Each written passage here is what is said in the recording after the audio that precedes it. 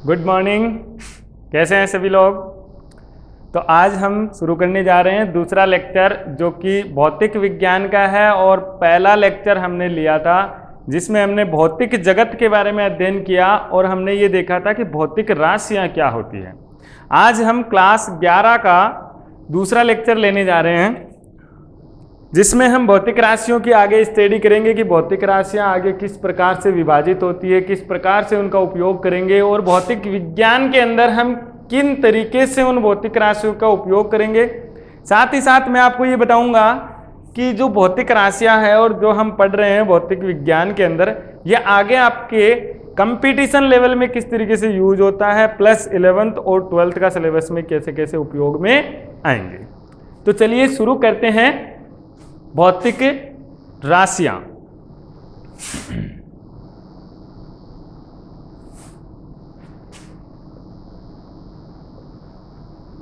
भौतिक राशियों की परिभाषा लास्ट टाइम हमने लिख ली थी जिसमें हमने ये बोला था भौतिक राशियां वे राशियां होती हैं, भौतिक राशियां वे राशियां होती हैं जिन्हें दर्शाने के लिए दो चीजों की आवश्यकता होती है। कौन कौन सी? एक तो कोई भी न्यूमेरिक वैल्यू होनी चाहिए, कोई भी नंबर होना चाहिए, कोई संख्या होनी चाहिए। क्लियर है? इसके अलावा एक इसका होना चाहिए मात्रक। क्या होना चाहिए? मात्रक। यानी एक होगी संख्या और उसके बाद आएगा अपना मात्रक। अगर किसी भी राशि के पास में संख्या और मात्रक दोनों है तो वो क्या कहलाएगी? भौतिक राशि कहलाएगी। क्या कहलाएगी? भौतिक राशि क्या कहलाएगी। मात्रक होता क्या है वो अभी हम बात करेंगे कि मात्रक क्या होता है, इसकी परिभाषा क्या है। चलिए, तो हमने भौतिक राशियों की परिभाषा लिख चुके थे इसलिए दोबारा नहीं लिख रहा हूं। भौतिक राशियां दो प्रकार की होती है, दो प्रकार की होती है। कौन कौन सी है? पहली आती है आपकी मूल भौतिक राशियां। मूल भौतिक राशियां।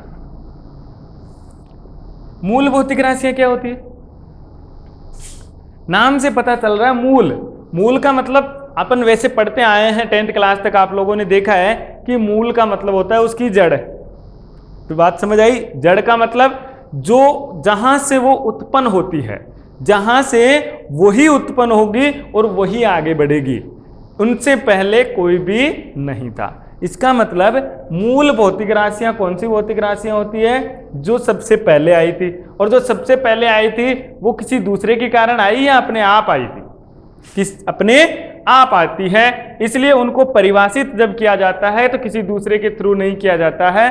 तो इन भौतिक राशियों को क्या बोलेंगे? मूल भौतिक राशियां। यानी वे भौतिक राशियां, वे भौतिक राशियां जो किसी अन्य राशियों पर, जो किसी अन्य राशियों पर निर्भर नहीं करती है, निर्भर नहीं करती है, अर्थात वो क्या रहेगी? स्वतंत्र रहेगी। अपने आप में ही क्या रहेगी? स्वतंत्र रहती है। अर्थात स्वतंत्र रहती है, मूल भौतिक राशियां कहलाती है।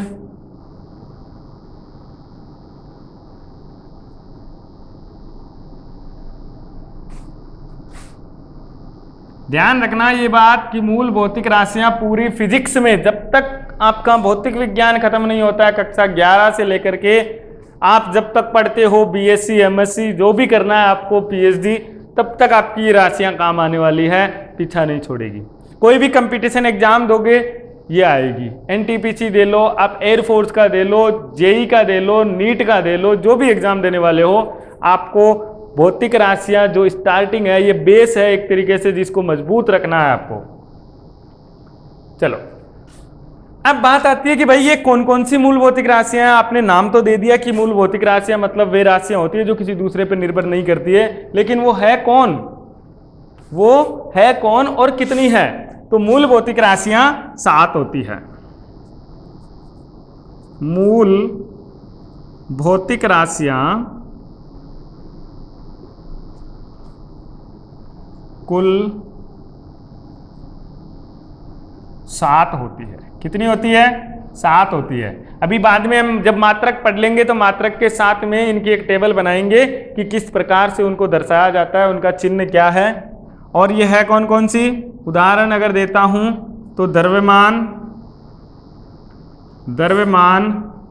लंबाई, समय, द्रव्यमान, लंबाई, समय, और क्या हो जाएगा? ताप, ज्योति तीव्रता, विद्युत धारा और पदार्थ की मात्रा।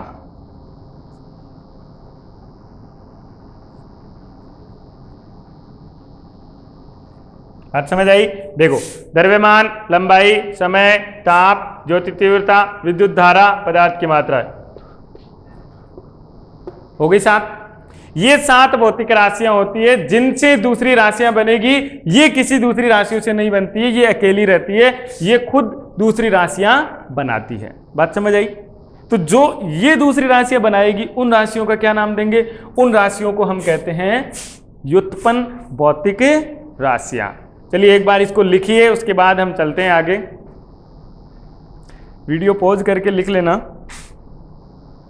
चलो, नेक्स्ट आता है आपका दूसरा प्रकार, और दूसरा प्रकार है आपका कौन सा? व्युत्पन्न भौतिक राशियां। हम भौतिक राशियों के बारे में पढ़ रहे हैं। दूसरा है व्युत्पन्न भौतिक राशियां।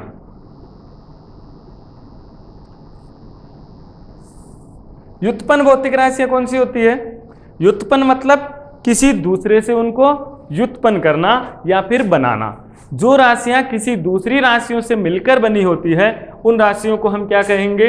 व्युत्पन्न भौतिक राशियां कहेंगे। कहने का मतलब क्या है? वे भौतिक राशियां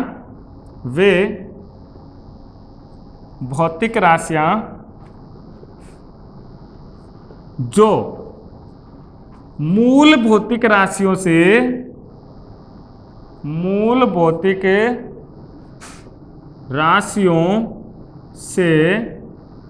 मिलकर, मूल भौतिक राशियों से मिलकर बनती है या व्युत्पन्न की जाती है, व्युत्पन्न होती है, व्युत्पन्न भौतिक राशियां कहलाती है।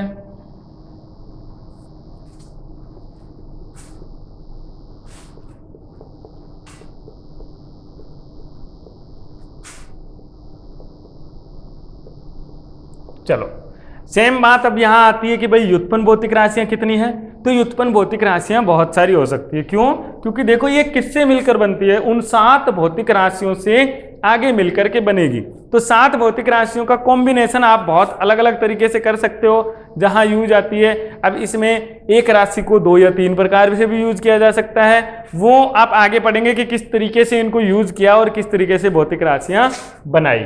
बट हमें अभी तक ये पता है कि हम इन राशियों से व्युत्पन्न करके अनेक राशियां बना सकते हैं। चलिए उदाहरण के लिए मैं देता हूं, जिसे होता है वेग। वेग आपने पढ़ा है क्लास 9th के अंदर, और क्लास 9th में वेग पढ़ा है। तो वेग का मतलब क्या होता है? वेग और चाल दोनों पढ़े। वेग को हम लिखते हैं, जो वेग होता है v, वो होता है आपका विस्थापन बटे समय।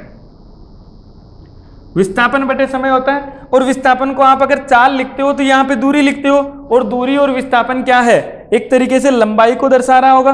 किसको दर्शाता है? लंबाई को। तो ये लंबाई बटा समय हो गया। और हमने अभी अभी इस 7 भौतिक राशियों के अंदर तीसरी राशि लिखी थी लंबाई, और एक राशि लिखी थी समय। द्रव्यमान, लंबाई, समय याद आ रहा होगा।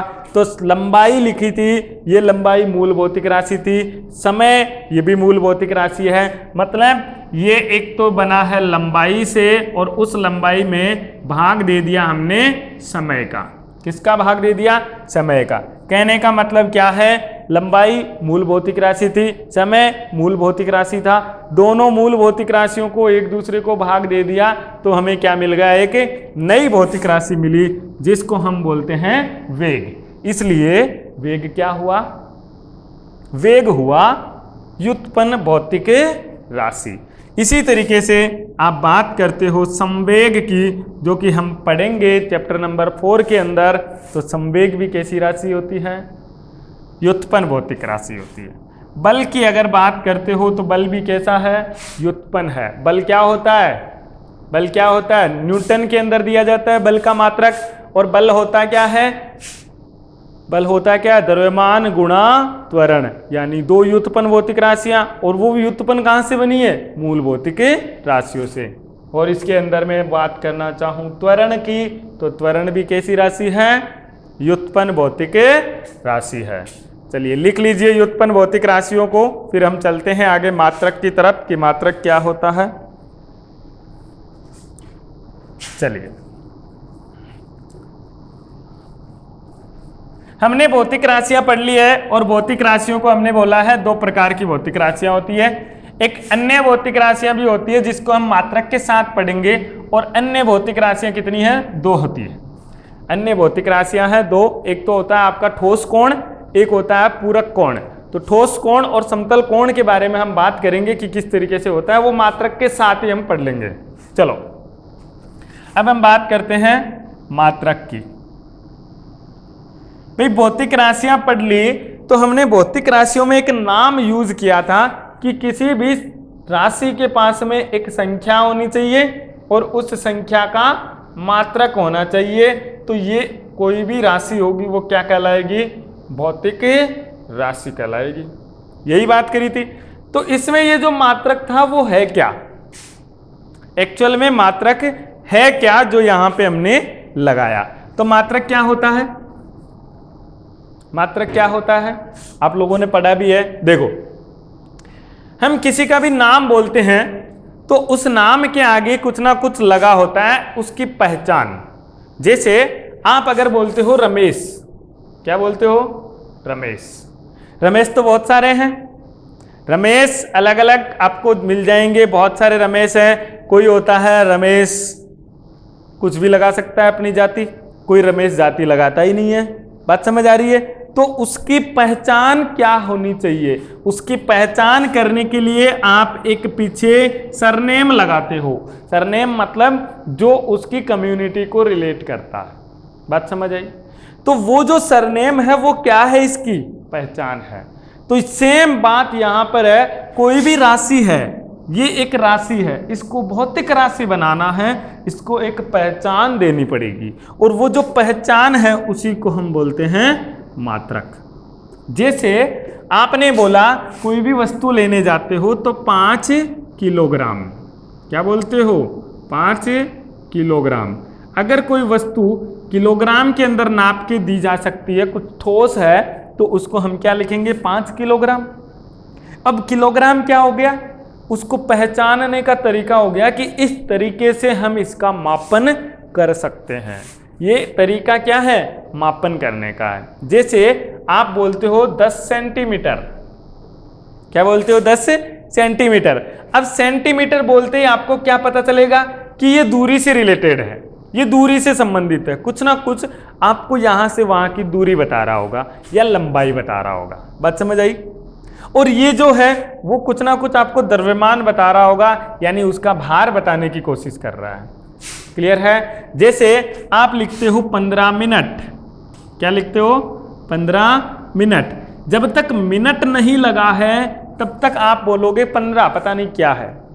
लेकिन इसके मिनट लगा दिया,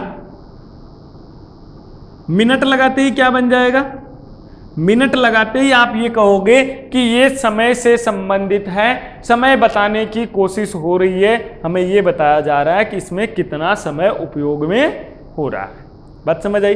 तो मात्रक क्या है, मात्रक बेसिकली किसी भी राशि की पहचान है। क्या है, किसी भी राशि की पहचान है। और अगर पहचान बोलते हो तो किताबों के अंदर ये लिखा मिलता है कि मात्रक किसी भी भौतिक राशि का मूर्त रूप है। क्या है? मूर्त रूप यानी मूल रूप है, किसी भौतिक राशि को ही दर्शाने का जरिया है मात्रक। बात समझ आई? तो मात्रक के लिए अपन लिखना चाहें कि क्या है मात्रक? मात्रक किसी भौतिक राशि का मूर्त रूप है। क्या है? मूर्त रूप यानी उसका स्वरूप है मात्रक। और ये भी कितने प्रकार का हो सकता है? 2 प्रकार का हम बोलते हैं, लेकिन 3 प्रकार का होता है। बात समझ आई? मूलतः अगर बोलना चाहो यानी सामान्यतः कितने प्रकार का है? 2 प्रकार का। लेकिन वैसे उपयोग में लेंगे तो कितने प्रकार का होता है? 3 प्रकार का। तो मूलतः 2 प्रकार का होता है। कौन कौन सा? पहला होता है मूल मात्रक, क्लियर है? और दूसरा होता है व्युत्पन्न मात्रक।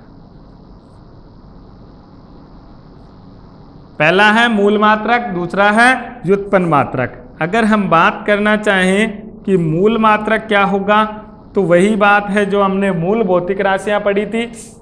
मूल भौतिक राशियां जो पढ़ी है कि क्या होती है? जो किसी पर निर्भर नहीं करती है। लेकिन व्युत्पन्न मात्रक निर्भर करते थे, व्युत्पन्न भौतिक राशियां निर्भर करती है। तो सेम बात यहां पर है। ऐसे मात्रक या वे मात्रक जो किसी अन्य मात्रकों पर निर्भर नहीं करते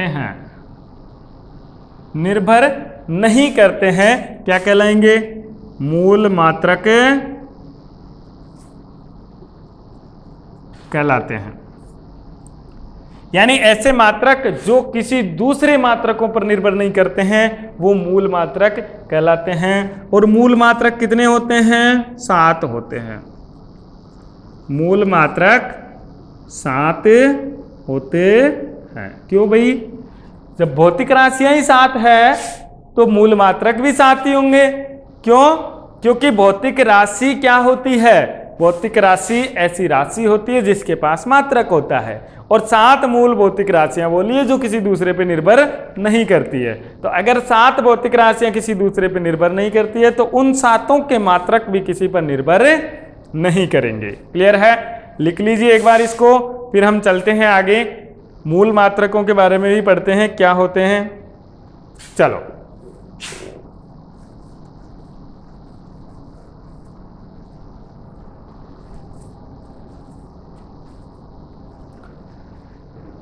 देखिए मूल मात्रकों की एक मैं टेबल बना रहा हूं, सारणी बना रहा हूं, जिसके अंदर हम देखेंगे कि किस तरीके से मूल मात्रक होते हैं।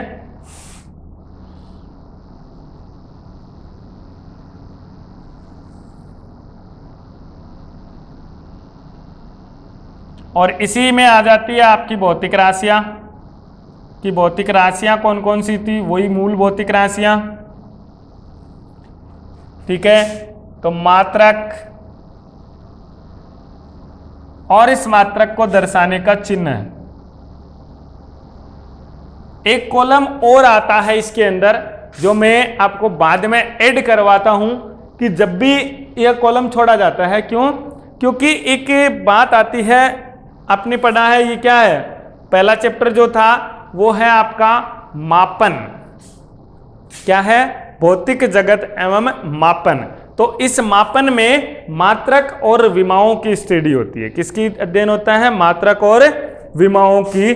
जब हम बात करेंगे विमा की, तो विमा जो होती है उसको दर्शाने के लिए ये कॉलम छोड़ा जाता है, और वो दर्शाते हैं घातों के रूप में। किसके रूप में दर्शाते हैं? घातों के रूप में दर्शाते हैं। उसकी बात हम बाद में करेंगे, लेकिन पहले हम देखते हैं भौतिक राशियां। भौतिक राशियां कौन कौन सी है? पहला हमने पढ़ा था द्रव्यमान, क्लियर है? दूसरी हमने भौतिक राशि पढ़ी थी लंबाई। तीसरी हमारी भौतिक राशि होती है समय। चौथी हमारी भौतिक राशि हमने पढ़ी है तापमान। पांचवी होती है विद्युत धारा, विद्युत धारा। और छठी हमारी भौतिक राशि होती है ज्योति तीव्रता, ज्योति तीव्रता। और सातवीं होती है पदार्थ की मात्रा।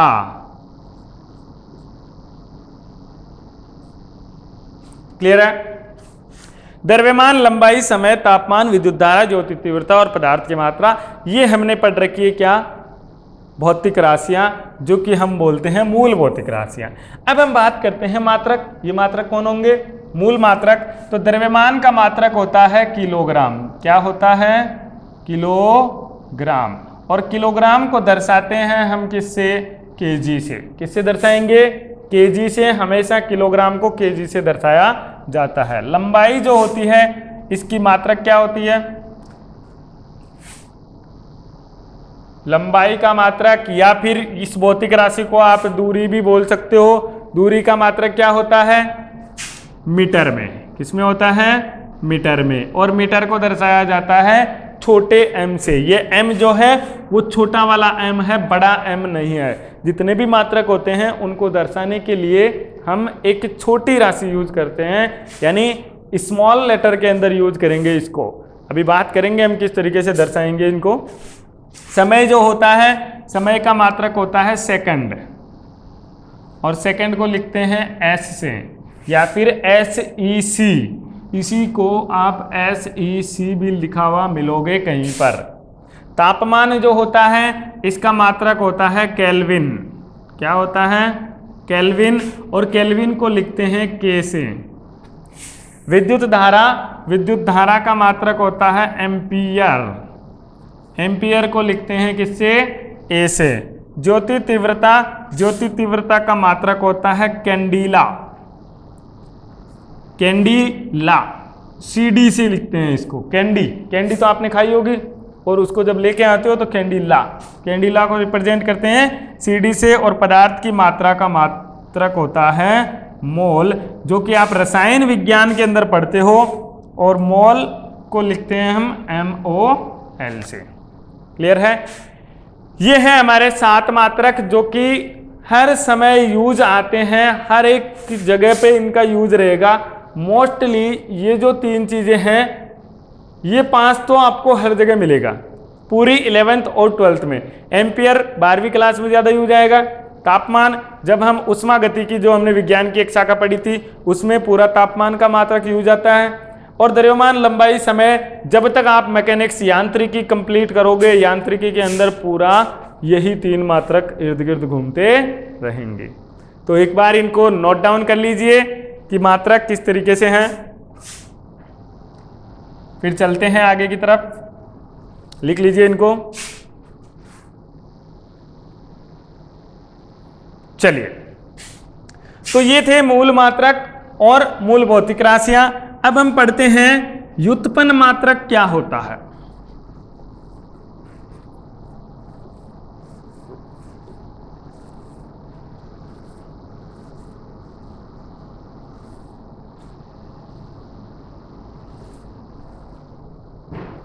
बात करता हूं मैं दूसरा, व्युत्पन्न मात्रक। क्या होते हैं व्युत्पन्न मात्रक? ऐसे मात्रक जो किसी दूसरे मूल मात्रकों पर निर्भर करते हैं, वो मात्रक क्या कहलाएंगे? व्युत्पन्न मात्रक कहलाएंगे। यानी वे मात्रक जो मूल मात्रकों से मिलकर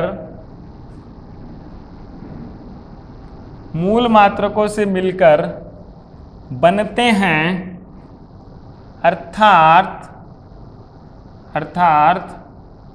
मूल मात्रकों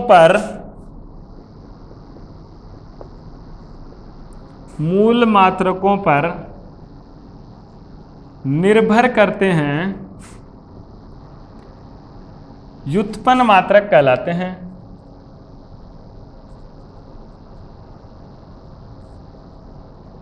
व्युत्पन्न मात्रक कहलाते हैं। कहने का मतलब क्या हो गया, ये मूल मात्रकों से मिलकर बने होंगे। जैसे हम बोलते हैं उदाहरण के लिए वेग का मात्रक क्या होता है, वेग का मात्रक, वेग का मात्रक मीटर प्रति सेकंड होता है, मीटर प्रति सेकंड होता है। कैसे, देखो वेग जो होता है v, वो वेग क्या होता है, दूरी या विस्थापन, विस्थापन बटे समय। विस्थापन किसके लिए है, लंबाई के लिए है, तो लंबाई का मात्रक क्या हो जाएगा, मीटर, जो अभी हमने सारणी में पढ़ा था। और समय का मात्रक क्या होता है, सेकंड। तो इसको दर्शाने के लिए m/s लिख सकता हूं, मीटर प्रति सेकंड। इसको आपको कई बार ऐसे भी लिखा मिल सकता है, मीटर है, सेकंड नीचे है, ऊपर जाएगा s की घात क्या बन जाएगी, -1, ms की घात -1, यानी मीटर प्रति सेकंड। इस तरीके से भी लिखा मिलेगा, इस तरीके से भी लिखा मिलेगा, दोनों चीजें सही है। और अगर मैं उदाहरण देखना चाहूं किसके लिए, त्वरण। त्वरण क्या होता है, वेग में परिवर्तन की दर, यानी वेग बटा समय। अब आपको पता है वेग का मात्रक क्या होगा, मीटर प्रति सेकंड, यानी मीटर प्रति सेकंड। और नीचे क्या है, सेकंड, यानी s। ये s ऊपर जाएगा, क्या बन जाएगा, मीटर s की घात -2, या फिर आप इसी को लिख सकते हो मीटर बटे सेकंड स्क्वायर, यानी मीटर प्रति सेकंड की घात 2। ये किसका मात्रक हो गया, त्वरण का मात्रक। तो इसी तरीके से जैसे जैसे हर चैप्टर में हम चलते जाएंगे, वैसे वैसे सब जगह मूल मात्रक और मात्रकों के बारे में पढ़ते रहना है, क्योंकि ये जो टॉपिक है वो इतना ही सीमित नहीं है, वो बहुत बड़ा है। जब तक आप फिजिक्स खत्म नहीं करते हो तब तक आपका व्युत्पन्न मात्रक और मूल मात्रक खत्म नहीं होता है। आपको अगर तरीका आता है कि किस तरीके से व्युत्पन्न मात्रक निकाले जाते हैं, तो आप आसानी से इनको निकाल सकते हो, जैसे हमने यहाँ पर निकाला है। बात समझ आ रही है? चलिए, तो आज यहीं तक पढ़ेंगे। आगे की क्लास के अंदर हम व्युत्पन्न मात्रकों से आगे पढ़ेंगे, जिसके अंदर हम बताएंगे कि किस तरीके से आगे 2 पूरक मात्रक होते हैं, कौन कौन सी मात्रकों की पद्धतियां होती है। 3 पद्धतियां यूज की जाती है, एक होती है MKS पद्धति, CGS पद्धति और FPS पद्धति। MKS, CGS, FPS पद्धति ये पद्धतियां हैं जो अंतर्राष्ट्रीय स्तर पर मापन के लिए उपयोग में ली जाती है। इनमें अलग अलग तरीके से किस तरीके से इन भौतिक राशियों को हम यूज करेंगे मापन के लिए, क्योंकि देखो आपने सुना होगा कहीं पर किलोग्राम बात करते हो तो कहीं पर आप ग्राम भी बोलते हो, और कहीं पर आप फुट भी बोलते हो, कहीं पर आप पाउंड भी बोलते हो। बात समझ आ रही है? जैसे पाउंड जो होता है वो द्रव्यमान के लिए किया जाता है, foot, pound and second. Clear है? चलो, तो ये लिख लीजिए एक बार। मिलते हैं अगली क्लास में।